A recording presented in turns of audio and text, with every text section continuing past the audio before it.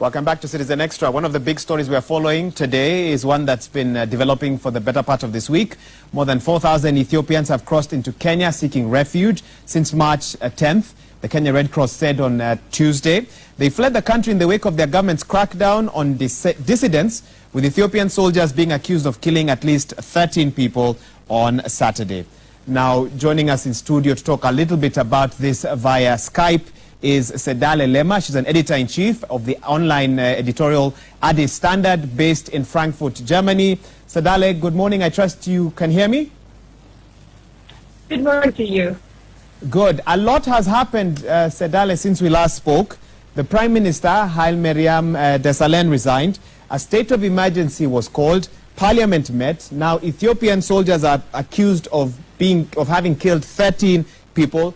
And now we have refugees, over 7,000, between 5,000 to 7,000 or so, coming into Kenya. Help us to make heads or tails of what's actually happening at the moment. Well, what's happening is, as you correctly described it, the Parliament has ratified the state of emergency, which was first proposed by the Council of Ministers. In effect, the command post that is established to oversee the state of emergency is in charge of running the country as we speak. It has been a very difficult 1 month.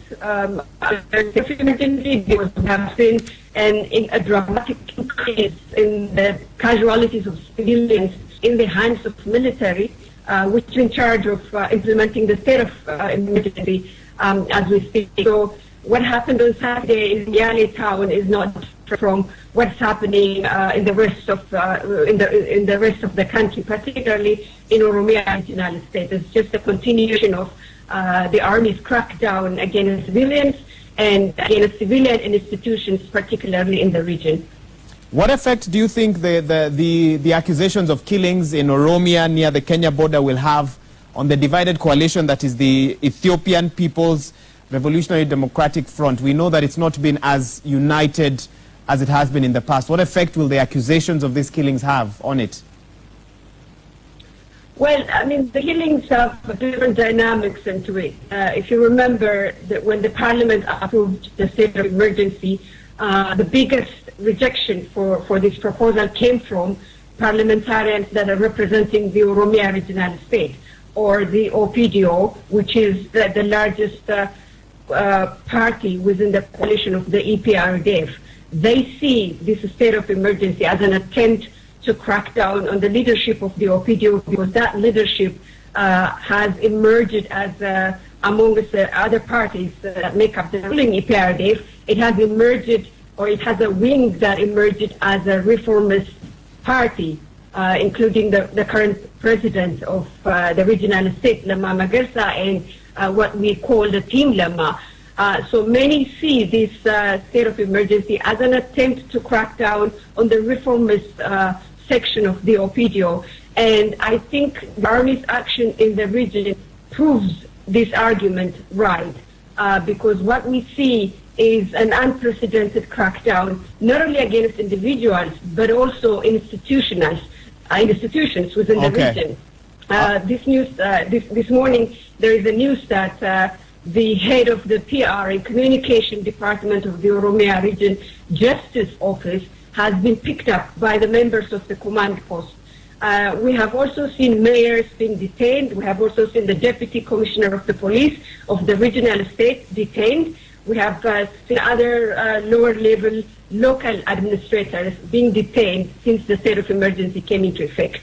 So help us understand, and help our Kenyan audience to understand, who is in charge right now in Ethiopia definitively, and also the process of selecting a new prime minister. How far along is that? Well, to begin from your second question, we don't know how far that is going to be, but what's happening right now is the executive council of the four parties that make up the EPRDF has been in a meeting since last Sunday. Normally these meetings, the executive meetings, happen prior to the council's meeting. The council meeting is the one that is expected to be electing a new prime minister. But as we can see now, even the executive meeting is not coming to an end. And there is no official information coming out to the media as to what exactly is happening inside the closed door of this executive committee meeting, which has a membership of 36 powerful members that constitute the four parties there. So we expect that the council meeting will follow once the executive meeting is over, and this council is the one that is expected to elect the next prime minister if they reach into any kind of acceptable consensus, that is. But there's a lot of doubt whether or not this party is going to be reaching into any sort of consensus given the fracture that we have witnessed in the last few months among the parties themselves. Finally, sorry. I forgot your first question. The first question was focusing on the second one. If you repeat it for me, please. In terms of who is in charge right now, the Prime Minister announced his resignation. Does he still have powers? Yeah. Well, who is in charge of technically right now? The country is under a state of emergency.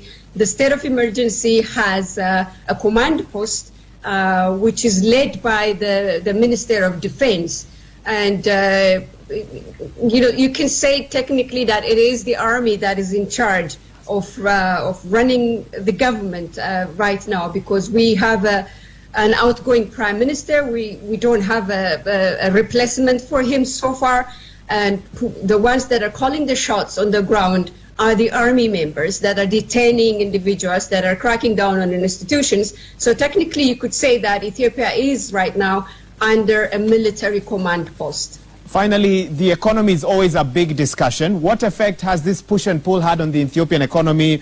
I read in some relief agencies are reporting that an estimated 7.9 million people in Ethiopia currently require emergency food assistance as well. So there's a drought. How is the economy dealing with all that's happening in Ethiopia? Well, the economy has been struggling. The economy did not fully recover from the first state of emergency that was barely a year ago. The economy was dealt with a severe blow due to that state of emergency. The tourism section has been hit very hard. And other sectors of the economy as well, including manufacturing, which has been struggling ever since many years, you could say. So there is no illusion. I think nobody should have any illusion as to the negative impact on the economy of running a country under a military leadership. It's the 7.8 people that are requiring food assistance. They have been around. The drought in Ethiopia has been there for the last more than 2 years, I guess, due to the effect of the El Nino, and that donors have been trying to support, assist, along with the government. So these 7 million, 8 million people are on a permanent list of needing food assistance since long. So this is just an extension of the last 2 years of severe drought in many parts of the country, particularly the eastern and the southeastern part of the country. So they have been on food assistance even previously, but they're not been able to taken out of this list because of the El Nino effect that hit the country in the last 2 years. Okay, thank you so much just for helping to put that into perspective for our audience. That's Dale Lema, Editor-in-Chief at a Standard based in Frankfurt, Germany.